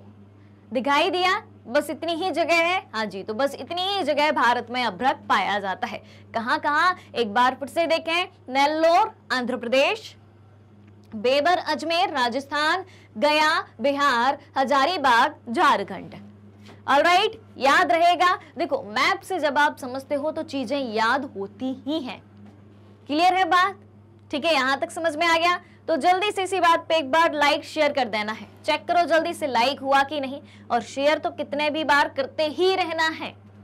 ठीक है, चलिए, तो अधात्विक खनिज में सबसे पहले बात हो गई अभ्रक की। अब अभ्रक को थोड़ा और डिटेल में जान लेते हैं। तो इसकी सर्वोच्च परावैद्युत शक्ति, इसमें परावैद्युत शक्ति बहुत ज्यादा होती है। ठीक, इसकी सर्वोच्च परावैद्युत शक्ति, ऊर्जा ह्रास का निम्न गुणांक, विंस वाहन के गुण और उच्च वोल्टेज की प्रतिरोधकता के कारण अभ्रक का उपयोग कहाँ किया जाता है? विद्युत और इलेक्ट्रॉनिक उद्योगों में किया जाता है। अब ये कहाँ कहाँ है? तो छोटा नागपुर पठार के उत्तरी पठारी किनारा, बिहार झारखंड की कोडरमा, गया, हजारीबाग, पेटी, ठीक, और राजस्थान के अजमेर, और कहां पर है? आंध्र प्रदेश के नेल्लोर अभ्रक पेटी देश की महत्वपूर्ण अभ्रक उत्पादक पेटी है, जो कि हम पहले ही मैप में जान चुके हैं। यहां पर थ्योरेटिकल फॉर्म में आपको समझा दिया कि कैसे लिखना है। ऑलराइट, चलिए, अब है कहानी चूना पत्थर की। चूना पत्थर, चूना पत्थर, जैसा कि आपको चैप्टर के शुरुआत में ही बताया था कि चूना पत्थर सिर्फ एक ही खनिज होता है, इसकी सिर्फ एक ही प्रकार की चट्टान होती है, इसमें कोई दूसरे खनिज की मिलावट नहीं होती, दूसरे तत्व नहीं होते हैं, और ये सबसे नरम खनिज होता है। चूना पत्थर सबसे नरम खनिज होता है और हीरा सबसे कठोर होता है। ठीक है, तो चूना पत्थर जो है कैल्शियम या कैल्शियम कार्बोनेट यानी कि CaCO3, ठीक है, तो चूना पत्थर कैल्शियम या कैल्शियम कार्बोनेट तथा मैग्नीशियम कार्बोनेट से बनी चट्टानों में पाया जाता है। एक बात ये पता चली हमें। ठीक, फिर क्या है? चूना पत्थर सीमेंट उद्योग का एक आधारभूत कच्चा माल होता है। ये सवाल आपसे सीधा पूछा जाता है, किस प्रकार से? कि सीमेंट उद्योग का एक आधारभूत कच्चा माल क्या होता है? ठीक है, तो आप क्या बता देंगे? चूना पत्थर होता है। ठीक है, और लौह प्रगलन की भट्टियों के लिए ये अनिवार्य है। जहां लोहे को गलाया जाता है, जिन भट्टियों में, वहां पर चूने का उपयोग होता है। अगर आपसे चूने का उपयोग पूछे जाए तो आप क्या क्या बता देंगे? ठीक है, कि चूना पत्थर सीमेंट उद्योग के लिए एक कच्चे माल के रूप में काम करता है, और लोहा गलाने की जो भट्टियां होती हैं, लोहे प्रगलन भट्टी होती है, उसमें भी ये काम आता है। क्लियर? चलिए, तो ये बात हो गई हमारी चूना की। और फिर क्या है? हाँ जी, खनिजों के बारे में तो जान लिया, लेकिन अब खनिजों को हम बचा कैसे सकते हैं? खनिजों का संरक्षण कैसे किया जा सकता है? तो चलिए समझते हैं इसको। अब सबसे पहली बात तो ये होती है कि खनिज किस प्रकार का संसाधन है? प्राकृतिक है या कृत्रिम है? नेचुरल है या मैन मेड है? हमने बनाया खनिजों को? नहीं बनाया। किसने बनाया? प्रकृति ने बनाया। प्राकृतिक संसाधन है, तो प्रकृति के पास जो चीजें हैं वो हम तक पहुंच रही हैं, और प्रकृति ही हमें सारी चीजें देती है। ठीक है, फिर मनुष्य उसको अपने उपयोग के अनुसार दूसरे प्रोडक्ट में बदल देता है, कन्वर्ट कर देता है, लेकिन यूज किसका करता है? रॉ मटेरियल के रूप में या कच्चे माल के रूप में प्रयोग किसका करता है? प्राकृतिक उत्पाद का, प्राकृतिक नेचुरल प्रोडक्ट का, नेचुरल मटेरियल का। खनिज भी क्या है? प्राकृतिक संसाधन है। लोहा है, लोहे से कोई टेबल बन गई, टेबल आपने बनाई, वो बात अलग है, लेकिन लोहा आपको कहां से मिला? आपको प्रकृति से मिला। तो प्रकृति के पास जितने भी संसाधन है वो सीमित मात्रा में है। जो प्रकृति हमें संसाधन देती है वो आप घर पर बैठ के नहीं बना सकते, किसी मशीन को के द्वारा नहीं बना सकते, किसी उद्योग में नहीं बना सकते। अब गेहूं की बात है, चावल की बात है, यानी कि खाद्य सामग्री की बात है, प्रकृति ही देती है, खेतों में ही उगते हैं, मिट्टी में ही उगते हैं। ठीक है, गेहूं को मशीन के द्वारा बनाया जा सकता है, किसी भी अनाज को बनाया जा सकता है? नहीं बनाया जा सकता ना। क्लियर हो रही है बात? तो ठीक उसी तरीके से खनिजों को भी नहीं बनाया जा सकता। ये प्रकृति में होते हैं, सीमित मात्रा में होते हैं, लेकिन हम क्या कर रहे हैं? हम इनका गलत तरीके से अंधाधुंध प्रयोग करते जा रहे हैं। जितनी आवश्यकता नहीं है उतनी आवश्यकता से ज्यादा प्रयोग करते जा रहे हैं। अब जैसे आपके पास लोहे की टेबल है, लोहे की टेबल का यूज आपने किया, उसके मान लो एक दो पाए टूट गए, आपने अलग कर दी, एकदम कबाड़े में उसको फेंक दिया। आप चाहते तो उसको ठीक करा सकते थे, ठीक कराने में थोड़े बहुत पैसे लगते, लेकिन उस खनिज का संरक्षण तो होता।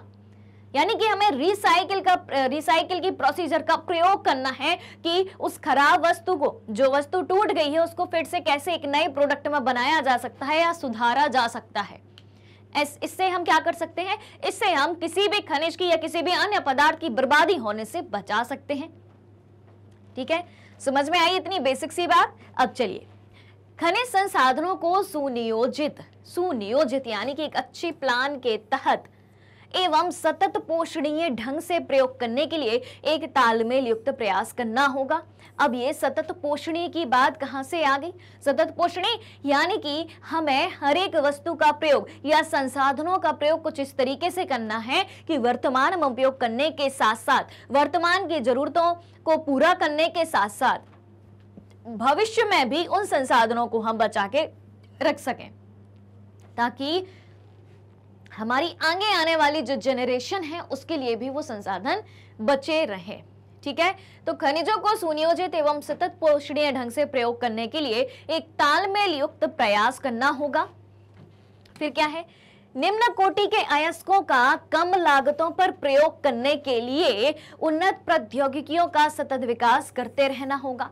जो निम्न कोटि के अयस्क हैं, ठीक है, जिनकी क्वालिटी ज्यादा अच्छी नहीं है, हमें उनका भी उपयोग करना है, वो भी कम लागत पर, क्योंकि इनकी क्वालिटी अच्छी नहीं है। क्वालिटी अच्छी नहीं है तो इनमें हम ज्यादा पैसा खर्च नहीं कर सकते।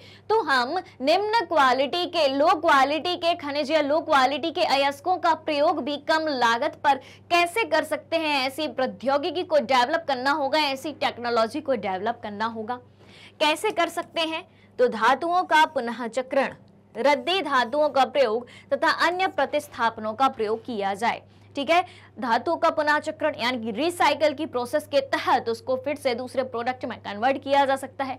रद्दी धातुओं का प्रयोग कर सकते हैं। और अन्य प्रतिस्थापन यानी कि कोई खनिज है, कम मात्रा में उपलब्ध है, ज्यादा नहीं है, तो उसकी जगह, उसके रिप्लेसमेंट में हम दूसरा क्या यूज कर सकते हैं, ऐसी खोज हमें करनी होगी। क्लियर है बात? चलिए अब आगे क्या है। हाँ जी, अब बात है ऊर्जा संसाधन की। किसकी? एनर्जी रिसोर्स की। खनिज संसाधन के बारे में तो हमने जान लिया, खनिज क्या होते हैं, खनिज कहाँ पाए जाते हैं, उपलब्धता कहाँ होती है, खनिज कितने प्रकार के होते हैं, खनिजों का संरक्षण क्यों जरूरी है और कैसे होना चाहिए। अब बात आती है ऊर्जा संसाधन की, एनर्जी रिसोर्सेस की। ठीक है, ऊर्जा संसाधन क्या होते हैं, यानी कि इस चैप्टर का दूसरा पार्ट। ठीक है, तो खाना पकाने में रोशनी व ताप के लिए गाड़ियों के संचालन तथा उद्योगों में मशीनों के संचालन में ऊर्जा की आवश्यकता होती है। हर एक काम में आपको किसकी आवश्यकता है? एनर्जी की। आप सुबह उठते हो, आपको क्या चाहिए भाई? चाय चाहिए। चाय कैसे बनेगी? गैस पे बनेगी। गैस जो आपको मिल रही है वो आग है, जो क्या है? वो एक एनर्जी है, एक ऊर्जा है। खाना बनाओगे आप कैसे बनाओगे? आग पे ही बनाओगे। आग क्या है? एक एनर्जी है। कहाँ से मिलेगी? दूसरे रिसोर्सेस से मिलेगी। उसके लिए कई सारे रिसोर्स हैं, कई सारे संसाधन हैं। ठीक है, फिर गाड़ियों के संचालन के लिए आप तैयार हो के भाई साहब स्कूल जा रहे हो, स्कूल आपका दूर है, आप पैदल नहीं जा सकते, आप ऑटो रिक्शा या गाड़ी पे जाओगे कि नहीं जाओगे? गाड़ी कैसे चलेगी? पेट्रोल से चलेगी। पेट्रोल क्या है? पेट्रोल क्या है? एनर्जी का एक साधन है। ठीक है, उद्योगों में मशीनें कैसे चलेंगी? बिजली से चलेंगी। बिजली कैसे बनेगी? बिजली भी संसाधनों का प्रयोग करके बनेगी। बिजली क्या है? एक एनर्जी है, ऊर्जा है। यानी कि हमारी जिंदगी के 24 घंटे के हर एक मिनट में आपको एनर्जी की आवश्यकता होती है, ऊर्जा की आवश्यकता होती है हर एक काम के लिए। ठीक है, तो ऊर्जा का उत्पादन ईंधन खनिजों से होता है। ठीक है, ऊर्जा का उत्पादन कैसे होता है? ईंधन खनिजों से होता है। ईंधन खनिज कौन कौन से होते हैं? जैसे कोयला, पेट्रोलियम, प्राकृतिक गैस, यूरेनियम, विद्युत, इन सब से किया जाता है। कोयला, पेट्रोलियम ये सब क्या है? जीवाश्म ईंधन है। यूरेनियम परमाणु ईंधन है। ठीक है, इन सब से विद्युत कैसे प्राप्त की जाती है? विद्युत जो है कई प्रकार से बनाई जा सकती है। बिजली जो है जल से बनाई जा सकती है, ताप से, भूताप से बनाई जा सकती है, पवन ऊर्जा से बनाई जा सकती है, सौर ऊर्जा से बनाई जा सकती है। ठीक है, तो ऊर्जा का उत्पादन के कई साधन होते हैं जिनको ईंधन खनिज के नाम से जाना जाता है, यानी कि जिनसे हमें ईंधन की प्राप्ति होती है। क्लियर?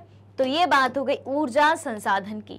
अब ऊर्जा संसाधनों के वर्गीकरण की बात करते हैं, क्लासिफिकेशन की बात करते हैं कि ऊर्जा संसाधन को कैसे बांटा गया है। तो ऊर्जा संसाधन को जो है दो भागों में बांटा गया है। पहला है परंपरागत साधन या परंपरागत ऊर्जा साधन। परंपरागत ऊर्जा साधन को हम अनवीकरणीय साधन या अनवीकरणीय संसाधन भी कहते हैं। किस प्रकार का साधन कहते हैं? अनवीकरणीय साधन भी कहते हैं। अब अनवीकरणीय साधन क्या होते हैं? अनवीकरणीय साधन क्या होते हैं? जिनको एक बार प्रयोग कर लेने के पश्चात, एक बार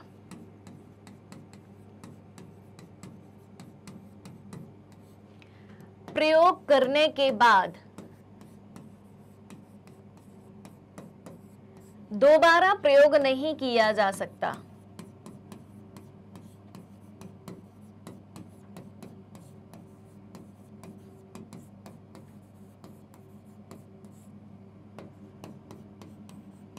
ठीक है, ये बात हो गई। तो ऐसे कौन कौन से भाई साधन है या संसाधन है, कौन कौन सी चीजें हैं जिनका एक बार यूज कर लो फिर दोबारा यूज ना कर पाओ? तो देखें, लकड़ी एक बार आपने जला ली, खत्म, राख बन गई। वो उपले यानी कि गोबर के उपले जो कंडे होते हैं उनका एक बार प्रयोग कर लिया, वो खत्म हो गए, राख बन गए। कोयला भी राख बन गया। पेट्रोल, आपने अपनी गाड़ी में पेट्रोल डाला, गाड़ी चलाई और पेट्रोल धुआं में उड़ गया। प्राकृतिक गैस तथा विद्युत सम्मिलित है, यानी कि ये ऐसी चीजें हैं जिनका आपने एक बार यूज किया और फिर आप दोबारा यूज नहीं कर सकते, वो खत्म हो जाती हैं। ठीक है, फिर ऊर्जा के दूसरा साधन क्या है? ऊर्जा संसाधन का दूसरा साधन क्या है? गैर परंपरागत साधन। गैर परंपरागत साधन को नवीकरणीय साधन भी कहते हैं। क्या कहते हैं? नवीकरणीय साधन या नवीकरणीय संसाधन भी कहते हैं। ठीक है, अब ये क्या होते हैं? जिनका हम बार बार प्रयोग कर सकते हैं, वो खत्म नहीं होते हैं। तो कौन कौन से होते हैं? जैसे कि सौर ऊर्जा, सूर्य से मिलने वाली ऊर्जा।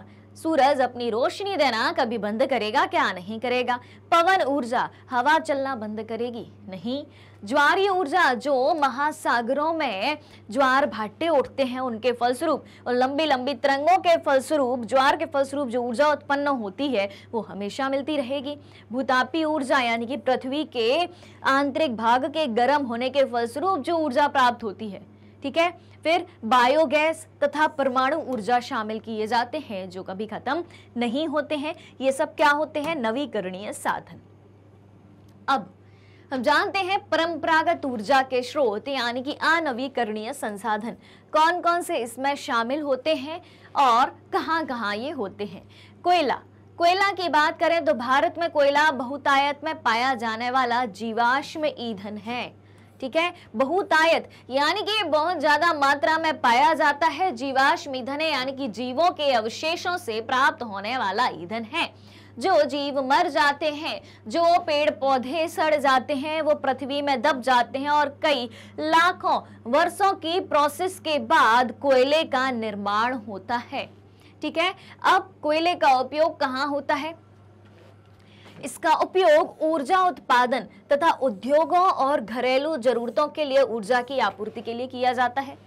कहाँ कहाँ किया जाता है इसका उपयोग? इसका उपयोग ऊर्जा उत्पादन तथा उद्योगों और घरेलू जरूरतों के लिए ऊर्जा की आपूर्ति के लिए किया जाता है, ऊर्जा की पूर्ति के लिए किया जाता है। ठीक है, फिर कोयले का निर्माण पादप पदार्थों के लाखों वर्षों तक संपीड़न से हुआ है, आसानी से इसका निर्माण नहीं हुआ है। अब संपीड़न की मात्रा कैसे डिसाइड होती है? गहराई और दबने के समय के आधार पर कोयला अनेक रूपों में पाया जाता है। संपीड़न की मात्रा यानी कि वो किस तरीके से दबे हैं, किस तरीके से उनका सड़ना या गलना हुआ है, कितनी गहराई तक वो गए हैं और कितने समय तक वो दबे रहे हैं जमीन के अंदर। इसके आधार पर कोयले को अलग अलग भागों में बांटा गया है। कोयले के भी 4 प्रकार हैं, पीट, लिग्नाइट, फिर है इसके बाद एंथ्रासाइट और बिटुमिनस। अब इनको एक एक करके समझ लेते हैं। सबसे पहला प्रकार है पीट। पीट क्या है? दलदलों में क्षय होते पादपों से पीट उत्पन्न होता है। जो दलदले एरिया होते हैं, यानी कि जहां पर नमी ज्यादा होती है और कीचड़ ज्यादा होता है, ठीक है, जिसमें व्यक्ति एक बार अगर फंस जाए तो निकलना बहुत मुश्किल होता है। तो ऐसे क्षेत्रों में अगर पेड़ पौधों का क्षय हो रहा है, पेड़ पौधे नष्ट हो रहे हैं और उसकी जमीन में दब रहे हैं, तो इससे किस प्रकार के कोयले का निर्माण होगा? पीट कोयले का निर्माण होगा, जिसमें कार्बन की मात्रा कम होती है, नमी की मात्रा ज्यादा होती है। अब दलदली क्षेत्रों में इसका निर्माण हो रहा है तो पीट कोयला में आर्द्रता ज्यादा होगी, नमी ज्यादा होगी, ठीक है, और निम्न ताप क्षमता होगी। अब जो कोयला गीला है, हल्का सा नमी है, आर्द्रता है उसमें, तो भाई ताप क्षमता तो कम होगी, यानी कि आसानी से नहीं जलेगा। फिर है लिग्नाइट। ये सबसे लो क्वालिटी का कोयला होता है और भूरा कोयला होता है, ठीक है, जो मुलायम होने के साथ साथ अधिक नमी युक्त होता है। इसमें नमी बहुत ज्यादा होती है, मुलायम होता है और सबसे लो क्वालिटी का, सबसे निम्न कोटि का कोयला होता है कौन सा? लिग्नाइट। ऑलराइट, अब क्या है, अब हम कोयला क्षेत्रों के बारे में जान लेते हैं। ये देखें भारत में कोयला क्षेत्र, ये देखें नेवेली, सिंगरैनी कोयला क्षेत्र। यहां पर देखें तो देखो मध्य प्रदेश का छत्तीसगढ़, मध्य प्रदेश का सिंगरौली, छत्तीसगढ़ का कोरबा, उड़ीसा का तलचर, ये बोकारो, झरिया और रानीगंज, ये सब झारखंड का एरिया आपको दिखाई दे रहा है, ठीक है, क्लियर हो रही है बात? यानी कि ये क्षेत्र, और हाँ भाई नॉर्थ ईस्ट स्टेट में आप देखें ये भी जो है कोयला क्षेत्र है। अब जहां पर कोयला क्षेत्र होगा वहां पर कोयला की खदानें पाई जाएंगी। काले रंग का ट्रायंगल आप देखें कहां कहां है, नेवेली में भी है, सिंगरैनी में है, सिंगरौली, कोरबा, तलचर, बोकारो, झरिया, रानीगंज, जंजी, डिगबोई, सॉरी डिगबोई नहीं, यहां पर आ जाएगा जंजी और नजीरा और मोकोम, 3 जगह आ जाएंगी, ठीक है। यहां पर क्या है? कोयला की खानें हैं। क्लियर है बात? तो अभी तक हमने क्या क्या जान लिया? पीट और लिग्नाइट के बारे में जान लिया। अब बचते हैं आपके बिटुमिनस और क्या बचता है? एंथ्रासाइट। हाँ जी, 2 बचते हैं। बिटुमिनस की बात करें तो गहराई में दबे तथा अधिक तापमान से प्रभावित कोयले को बिटुमिनस कोयले का निर्माण होता है, जो व्यापारिक प्रयोग में ज्यादा लाया जाता है। फिर है एंथ्रासाइट। एंथ्रासाइट सबसे महत्वपूर्ण है क्योंकि ये सबसे अच्छा कोयला होता है, सबसे अच्छी क्वालिटी वाला कठोर कोयला होता है। और भारत में कोयला कहाँ कहाँ पाया जाता है? गोंडवाना और टर्शियरी निक्षेप में पाया जाता है, यानी कि जहां गोंडवाना और टर्शियरी क्रम की चट्टानें हैं वहां पर भारत में कोयला पाया जाता है। ऑलराइट, चलिए चलते हैं आगे। अब है गोंडवाना कोयले क्षेत्र की अगर हम बात करें, परंपरागत ऊर्जा साधन में हम बात कर रहे हैं कोयले की, तो गोंडवाना कोयले जो धातु शोधन कोयला है उसके प्रमुख संसाधन है, या वो कहां से मिलता है? ठीक है, तो देखें दामोदर घाटी, क्या आया है? दामोदर घाटी कहाँ है? ये पश्चिम बंगाल तथा झारखंड की बात हो रही है। फिर झरिया, रानीगंज और बोकारो ये है झरिया, रानीगंज और बोकारो। फिर क्या है? गोदावरी, महानदी, सोन, वर्षा नदी घाटी, ये मिल गई।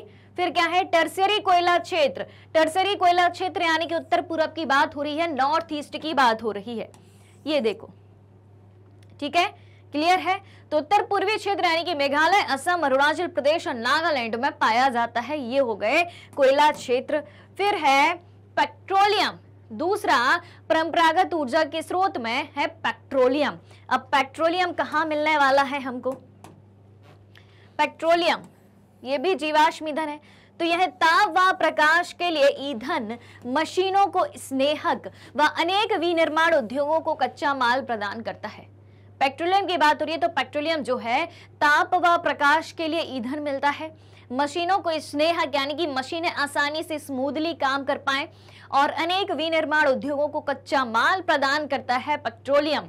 फिर तेल शोधनशालाएं, संश्लेषित वस्त्र, उर्वरक तथा असंख्य रसायन उद्योगों में एक नोडीय बिंदु का काम करता है, यानी कि इन जगहों पर पेट्रोलियम पदार्थ बहुत ही एक महत्वपूर्ण खनिज है।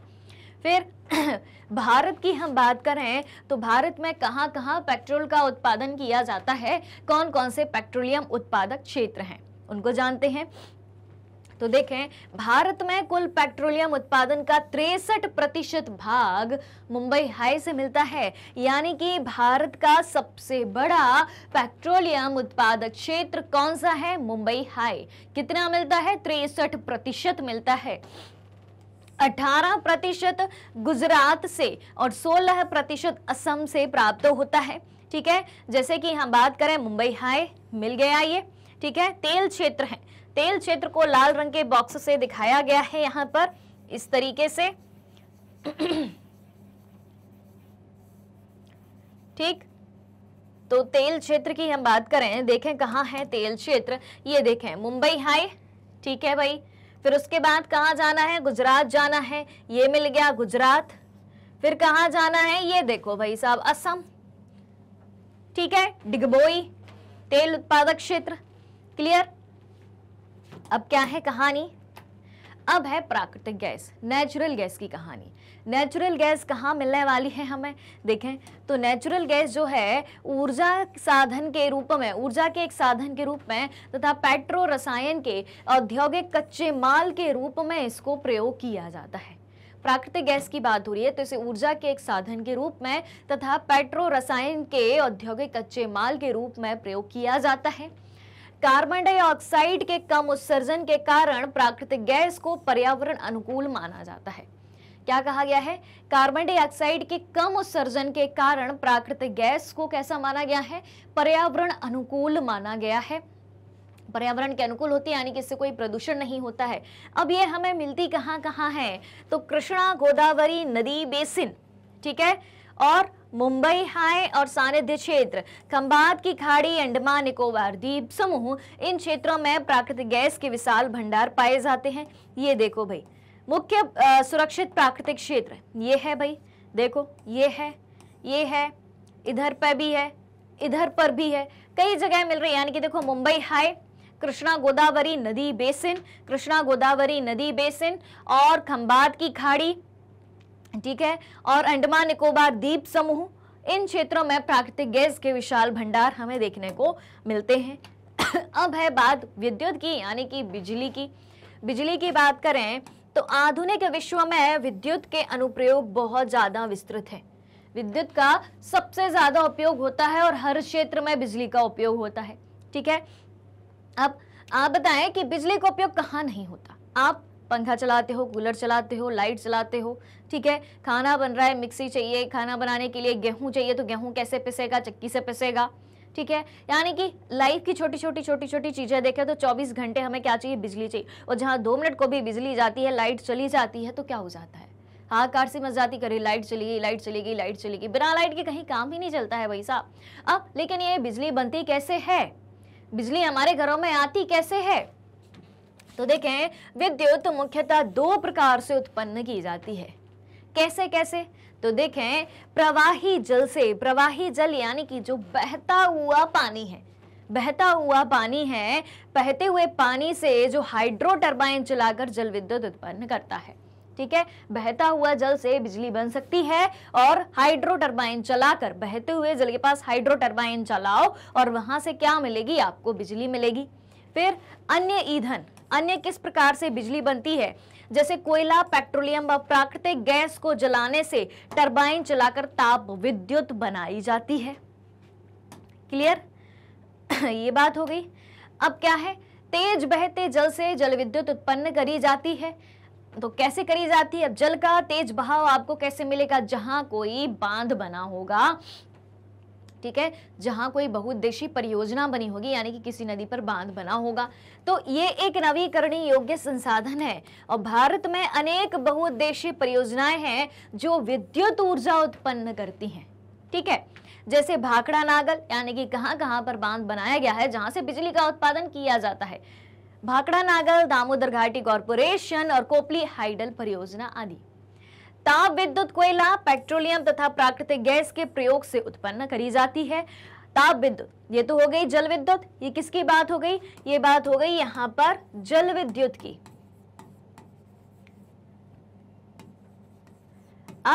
अब यहां पर हम बात करेंगे ताप विद्युत की। ठीक है,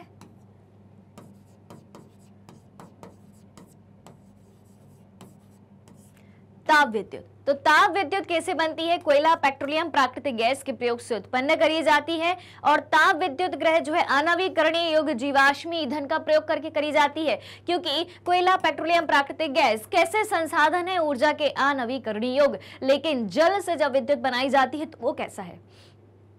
नवीकरणीय योग्य होता है, क्योंकि जल खत्म नहीं होता, आता जाता है। कोयला, पेट्रोल, प्राकृतिक गैस खत्म हो जाते हैं, ठीक है। अब हम चलते हैं गैर परंपरागत ऊर्जा स्रोत की तरफ। गैर परंपरागत ऊर्जा स्रोत यानी कि ऊर्जा के नवीकरणीय साधन, non conventional sources of energy. Clear है कहानी? ठीक है। नवीकरणीय, गैर परंपरागत यानी कि जिनका प्रयोग हम बार बार कर सकते हैं, वो खत्म नहीं होते हैं। सबसे पहले बात आती है सौर ऊर्जा की। सूरज हमेशा रोशनी देता है। अब सूरज दिन में तो निकलता है भाई, 10 से 12 घंटे तो उसका प्रकाश मिलता है। 10-12 घंटे भी घटा दो अगर, तो 10 घंटे तो एवरेज मिलता ही है, ठीक है। तो जब सूर्य अपना प्रकाश इतने समय तक दे रहा है, तो क्यों ना उसको एनर्जी में कन्वर्ट किया जाए, यानी कि बिजली बनाई जाए उससे। कैसे बनाई जाती है? तो सबसे पहले तो ये बात करते हैं कि भारत में सौर ऊर्जा की कितनी संभावनाएं हैं। सबसे पहली बात तो यही आती है, ठीक है। तो भारत एक उष्णकटिबंधीय देश है। किस प्रकार का देश है? भारत एक उष्णकटिबंधीय देश है, इसलिए यहाँ सौर ऊर्जा के दोहन की असीम संभावनाएं हैं। सौर ऊर्जा का प्रयोग यहाँ पर बहुत ज्यादा करा जा सकता है। उष्णकटिबंधीय क्षेत्र में स्थित है, यानी कि वर्ष भर, साल के 365 दिन भारत में सूर्य की किरणें पड़ती ही रहती हैं, ठीक है। अब सूरज की रोशनी से, यानी कि धूप से बिजली कैसे बनाई जाती है, ठीक है। तो एक टेक्नोलॉजी होती है फोटोवोल्टाइक टेक्नोलॉजी या फोटोवोल्टाइक प्रौद्योगिकी।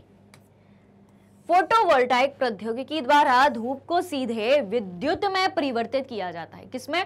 बिजली में परिवर्तित किया जाता है। कैसे? ये बड़े बड़े सोलर पैनल लगाए जाते हैं। ये क्या है? बड़े बड़े सोलर पैनल हैं। इनमें फोटोवोल्टाइक टेक्नोलॉजी का उपयोग किया गया है। ये सोलर पैनल धूप को एब्जॉर्ब करते हैं और उससे फोटोवोल्टाइक टेक्नोलॉजी की मदद से क्या बनाते हैं? बिजली बनाते हैं, ठीक है। क्लियर है? तो फोटोवोल्टाइक प्रौद्योगिकी द्वारा धूप को सीधे बिजली में, विद्युत में कन्वर्ट किया जाता है। और भारत के जो ग्रामीण इलाके हैं, जहां पर ऊर्जा के साधन मौजूद नहीं होते हैं, बिजली जहां तक आसानी से नहीं पहुंचती है, तो वहां के लोग क्या करते हैं भाई? निर्भर होते हैं जंगलों की लकड़ी पर, कोयले पर, उपलों पर। इससे ही खाना बनता है, जिससे प्रदूषण भी होता है और ये सब जो है अनवीकरणीय संसाधन होते हैं, यानी कि वो खत्म होते जाते हैं। तो खास तौर से भारत के ग्रामीण इलाकों में सौर ऊर्जा को बढ़ावा दिया जा सकता है। और ये भारत के ग्रामीण इलाकों में सौर ऊर्जा बहुत तेजी से लोकप्रिय भी हो रही है, यानी कि बहुत लोग इसका प्रयोग भी कर रहे हैं। तो भारत के ग्रामीण तथा सुदूर क्षेत्रों में सौर ऊर्जा तेजी से लोकप्रिय हो रही है, जिसके प्रयोग से ग्रामीण घरों में उपलों तथा लकड़ी पर निर्भरता को न्यूनतम करने में, लकड़ी पर निर्भरता लोगों की ना रहे, उसमें मदद मिल रही है, जो पर्यावरण संरक्षण में भी सहायक है। अब जंगल नहीं कटेंगे, पेड़ नहीं कटेंगे, लकड़ी नहीं कटेगी, तो क्या है? पर्यावरण सुरक्षित हो रहा है। लकड़ी नहीं जलेगी, कोयला नहीं जलेगा, धुआं नहीं उठेगा, प्रदूषण नहीं होगा, ठीक है। तो पर्यावरण संरक्षण में भी योगदान देता है और कृषि में भी खाद्य की आपूर्ति होती है। अब हम बात करते हैं पवन ऊर्जा की। किसकी? पवन ऊर्जा की, यानी कि हवा के चलने से कैसे एनर्जी बनाई जा सकती है, कैसे बिजली बनाई जा सकती है।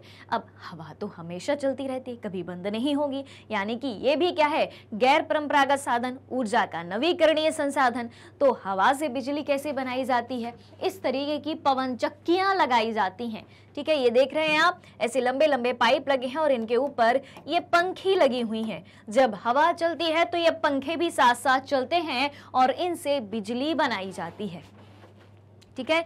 तो भारत को विश्व में पवन महाशक्ति का दर्जा प्राप्त है, यानी कि पवन ऊर्जा उत्पादन में सबसे आगे है हमारा भारत। भारत में पवन ऊर्जा फार्म की विशालतम पेटी की बात करें कि सबसे ज्यादा पवन ऊर्जा फार्म कहां देखने को मिलते हैं? पवन ऊर्जा फार्म जो है तमिलनाडु में देखने को मिलते हैं सबसे ज्यादा। कहां से कहां तक? नागरकोइल से मदुरई तक।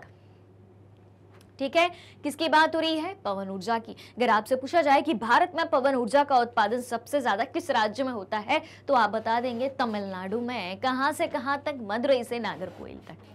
ऑलराइट, इसके अतिरिक्त आंध्र प्रदेश, कर्नाटक, गुजरात, केरल, महाराष्ट्र तथा लक्षद्वीप में भी महत्वपूर्ण पवन ऊर्जा फार्म देखने को मिलते हैं। फिर क्या है? नागरकोइल और जैसलमेर देश में पवन ऊर्जा के प्रभावी प्रयोग के लिए किए जाते हैं। ये बात हो गई किसकी? पवन ऊर्जा की। अब है बायोगैस। क्या होती है बायोगैस? बनती कैसे है बायोगैस? बायोगैस की बात हो रही है। देखें तो ग्रामीण इलाकों की हम बात करें, ग्रामीण इलाकों में सबसे ज्यादा ये बनाई जाती है और वहीं पर सबसे ज्यादा ये प्रयोग में भी लाई जाती है। तो देखें इसको, ग्रामीण इलाकों में झाड़ियों, कृषि अपशिष्ट, पशुओं और मानव जनित अपशिष्ट के उपयोग से घरेलू उपभोग हेतु बायोगैस उत्पन्न करी जाती है। किससे? जो झाड़ियां हैं सूख गई हैं, ठीक है, कृषि अपशिष्ट हैं, कृषि का जो बचा हुआ माल है, कचरा है यानी कि, ठीक है, जैसे कि भूसा है या जो भी पेड़ पौधे जो अनावश्यक रूप से उगाते हैं, या पशुओं और मानव जनित अपशिष्ट है, ठीक है, यानी कि पशुओं का जो गोबर है उससे घरेलू उपयोग हेतु बायोगैस बनाई जाती है। यानी कि ओवरऑल कहा जाए तो कचरे से गैस बनाई जाती है। आप सोच सकते हैं कि कचरा का भी इतना महत्वपूर्ण उपयोग हो सकता है? बिल्कुल हो सकता है। तो पशुओं का गोबर प्रयोग करने वाले संयंत्र ग्रामीण भारत में गोबर गैस प्लांट के नाम से जाने जाते हैं।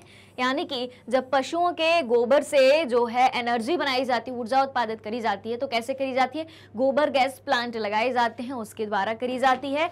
और बायोगैस दो प्रकार से किसानों को लाभ पहुंचाती है। कैसे? बायोगैस किसानों को दो प्रकार से लाभान्वित करती है। एक तो ऊर्जा के रूप में ऊर्जा मिलती है और दूसरा उन्नत प्रकार के उर्वरक मिलते हैं। यानी कि सड़ी गली चीजों से एनर्जी बनाई जा रही है और सड़ी गली चीजों से ही कंपोस्ट खाद, जैविक खाद भी बनाई जाती है। किसानों को कचरे से दो लाभ हो रहे हैं। क्लियर? चलिए, अब है ज्वारीय ऊर्जा। क्या होती है ज्वारीय ऊर्जा?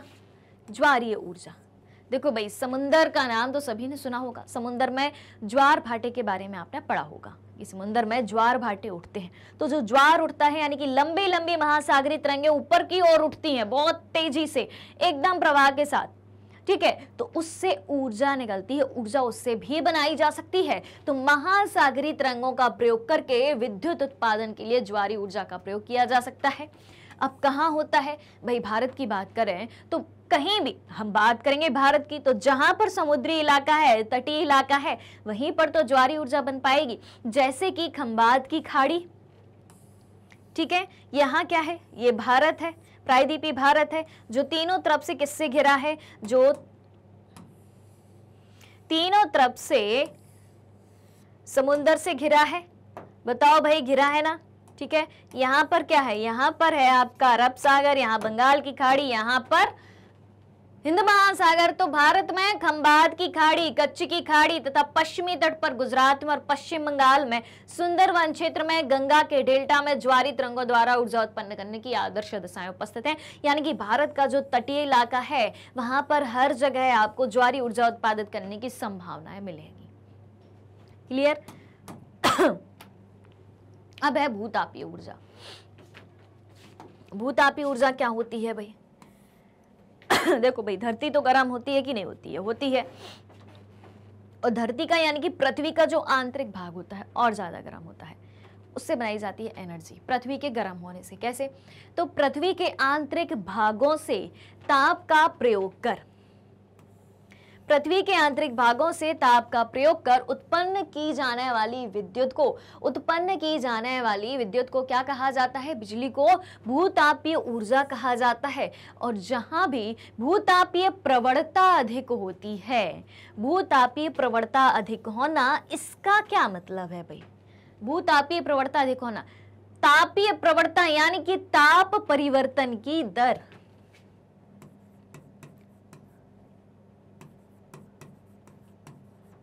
तापीय प्रवणता, इसका क्या मतलब होता है? ताप परिवर्तन की दर।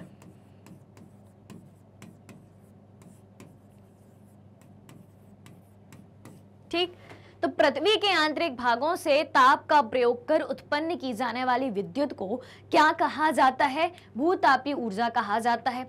और जहां पर यह भूतापीय प्रवणता अधिक होती है, यानी कि ताप परिवर्तन की दर ज्यादा होती है, जहां तेजी से टेम्परेचर चेंज होता है, वहां उथली गहराइयों पर भी अधिक तापमान पाया जाता है। और यह इतना तप्त हो जाता है, तप्त का मतलब होता है गर्म, ये इतना गर्म हो जाता है कि यह पृथ्वी की सतह की ओर उठता है।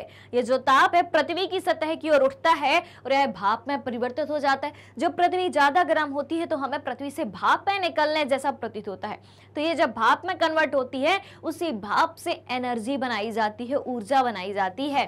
तो इसी भाप का उपयोग टरबाइन को चलाने और विद्युत उत्पन्न करने के लिए किया जाता है। ये देखें भाई, लगा है प्लांट भूतापीय ऊर्जा को उत्पादित करने का। ठीक है, ये भाप उठ रही है और इसी भाप के परिणाम स्वरूप टरबाइन को चलाकर एनर्जी बनाई जाती है, बिजली बनाई जाती है, ऊर्जा बनाई जाती है। तो ये बात हो गई आपकी भूतापीय ऊर्जा की। भूतापीय ऊर्जा के दोहन के लिए भारत में 2 प्रोजेक्ट लगाए गए हैं।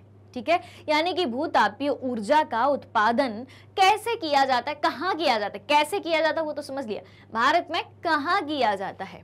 तो देखें, पहला है हिमाचल प्रदेश में मणिकर्ण के निकट पार्वती घाटी, और एक है पूगा घाटी लद्दाख में। 2 घाटी हैं, दोनों का नाम पासे है, पार्वती घाटी और पूगा घाटी। पार्वती घाटी कहाँ है? हिमाचल प्रदेश में मणिकर्ण के पास है, और पूगा घाटी कहाँ है? लद्दाख में है।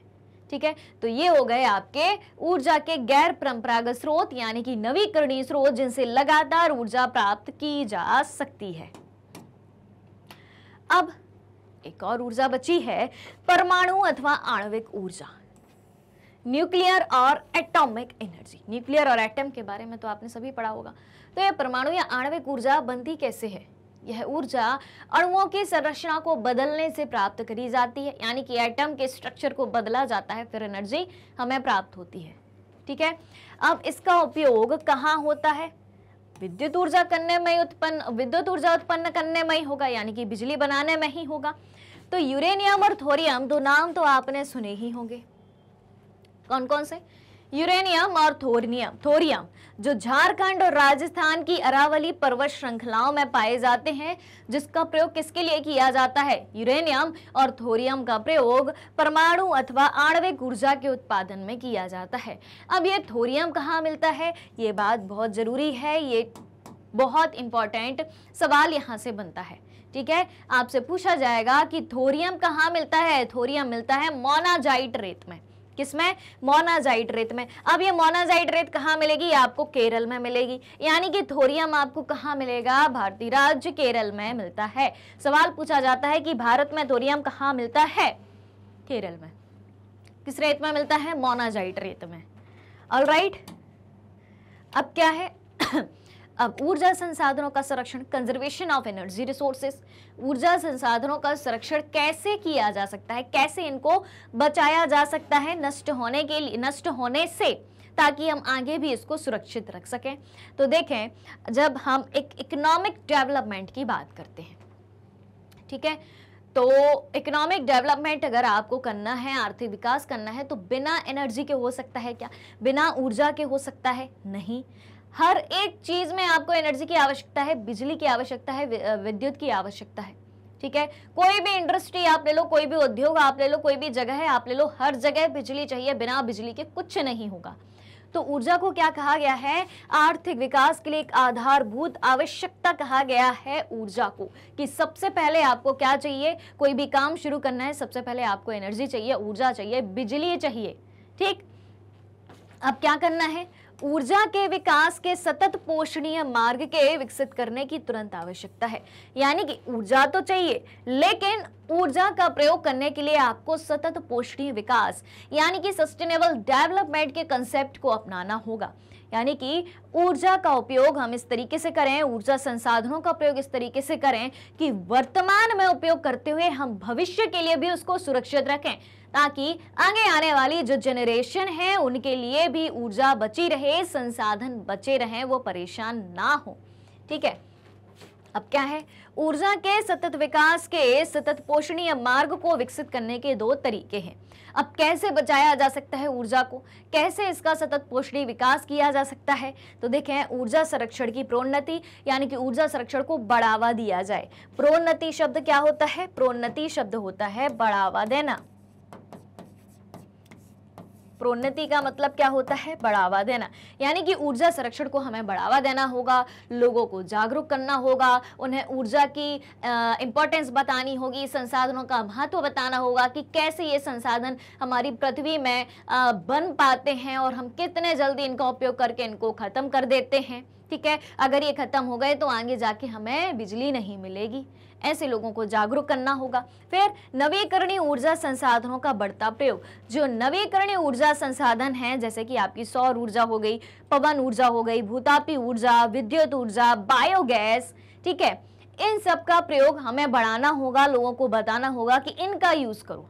कोयला, पेट्रोलियम, प्राकृतिक गैस, इनकी जगह आप दूसरे संसाधनों का प्रयोग करो, क्योंकि ये हमेशा बने रहते हैं, ये खत्म नहीं होते हैं। लेकिन इसका मतलब ये नहीं कि आप उन संसाधनों का भी गलत प्रयोग करो। सौर ऊर्जा का उपयोग कर रहे हो, आपके घर में सोलर पैनल लगा है, आप बिजली धनाधन चलाए जा रहे हो, ऐसा भी नहीं। क्लियर है? यानी कि हर चीज की इंपॉर्टेंस को समझते हुए ही काम करना है। अब ऊर्जा संरक्षण की दिशा में क्या कदम उठाए गए हैं, इसको जान लेते हैं। इस दिशा में उठाए गए कुछ कदम हैं, जैसे कि यातायात के लिए निजी वाहन की अपेक्षा सार्वजनिक वाहन का उपयोग करना। क्या करना है? जब आपको कहीं जाना है तो आप प्राइवेट व्हीकल का यूज ना करें, सार्वजनिक या पब्लिक ट्रांसपोर्ट का यूज करें। क्यों करें? पब्लिक ट्रांसपोर्ट का यूज क्यों करें? उसमें तो दिक्कत होती है, भीड़ भाड़ होती है। ठीक है भाई साहब, जब आप प्राइवेट व्हीकल का यूज करते हो, निजी वाहन का यूज करते हो, कितना पेट्रोल लगेगा? आज सड़कों पर चलने के लिए जगह नहीं है। आम आदमी, जो पैदल चलने वाला आदमी है, वो सड़कों पर चल नहीं पा रहा। क्यों? क्योंकि गाड़ियां इतनी ज्यादा हैं, डर लगता है चलने में कि कहीं एक्सीडेंट ना हो जाए। और आप सोचो, जहां 100 गाड़ियां आप चला रहे हो, मान लो कि एक बस में 100 की कैपेसिटी होती है, मान लेते हैं, ठीक है, तो उसकी जगह आप 100 गाड़ियां चला रहे हो, जबकि 100 लोग एक बस में भी बन सकते हैं। 100 गाड़ियां चला रहे हो तो उससे कितना पेट्रोल खर्च होगा, कितना डीजल खर्च होगा और कितना पॉल्यूशन बढ़ेगा, और उसके बढ़ने से कितना ग्लोबल वार्मिंग बढ़ेगा, और आपका पर्सनल खर्चा भी ज्यादा होगा। तो हमें क्या यूज करना है? सार्वजनिक वाहन, यानी कि पब्लिक ट्रांसपोर्ट यूज करना है। ट्रेन का यूज करो, बस का यूज करो, मेट्रो का यूज करो, कितनी सारी चीजें हैं। फिर प्रयोग ना होने पर बिजली बंद करके रख देना चाहिए। जब आपको यूज नहीं है तो आप बिजली बंद कर दो। जिस कमरे में आप हो, पंखा लाइट चल रहा है, ठीक है, लेकिन जब आप उस कमरे में नहीं हो, बाहर जाते हो, पंखा लाइट ये सब चीजें बंद कर दें। जितनी आवश्यकता है उतना ही प्रयोग करें। फिर बचत करने वाले विद्युत उपकरणों का प्रयोग करें। ऐसे बिजली के इंस्ट्रूमेंट का यूज करना चाहिए जो बिजली की बचत करते हो, बहुत ज्यादा बिजली ना खाते हो, जिसमें ज्यादा पावर यूज ना होती हो, ज्यादा यूनिट ना जलती हो।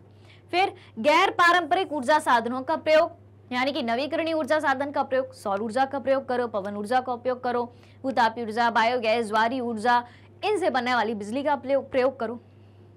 क्लियर है? तो इस तरीके से हम ऊर्जा को बचा सकते हैं और ऊर्जा का संरक्षण कर सकते हैं। ऑलराइट, अब बता दो भाई, यहां तक कोई डाउट है, कोई समस्या है, कोई सवाल है तो जल्दी से कमेंट करके बता देना है। आपके हर एक कमेंट का जवाब दिया जाएगा कमेंट बॉक्स में। तो आज का ये कंप्लीट चैप्टर रिवीजन यहीं पर खत्म होता है। हमने खनिज और ऊर्जा संसाधनों के बारे में जाना कि खनिज और ऊर्जा संसाधन क्या होते हैं, कैसे इनको बचा के रखा जा सकता है, कौन कौन से प्रकार के होते हैं।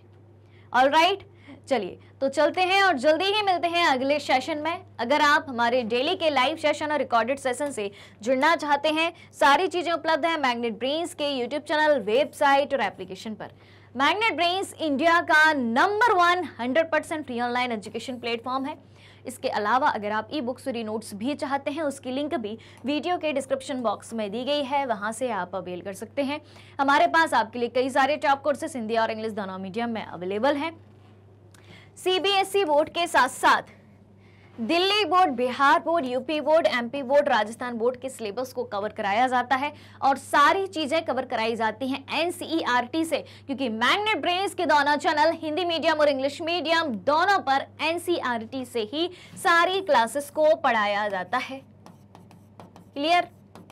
फिर कई सारे स्पेशल कोर्सेस हैं हमारे पास, जैसे कि वैदिक maths crash course, spoken English, ये सारी चीजें भी आप हमसे पढ़ सकते हैं और ये सब चीजें आपको एक ही सिंगल प्लेटफॉर्म पर हाई क्वालिटी एजुकेशन के साथ, फुल्ली ऑर्गेनाइज कंप्लीट कोर्स के साथ एकदम फ्री ऑफ कॉस्ट प्रोवाइड कराई जा रही हैं। जी हाँ, यानी कि आपको हाई क्वालिटी एजुकेशन लेने के लिए किसी भी तरीके की फीस देने की जरूरत नहीं है, किसी भी प्रकार के पेड सब्सक्रिप्शन की जरूरत नहीं है। आपको क्या ज्वाइन करना है? Magnet brain. मैग्नेट ब्रेन को सब्सक्राइब करना है, नोटिफिकेशन बेल आइकन को प्रेस कर देना है ताकि जैसे ही वीडियो अपलोड होता है आपको तुरंत इंफॉर्मेशन मिल जाए और आप तुरंत में फ्री में सारी चीजें प्राप्त कर पाए।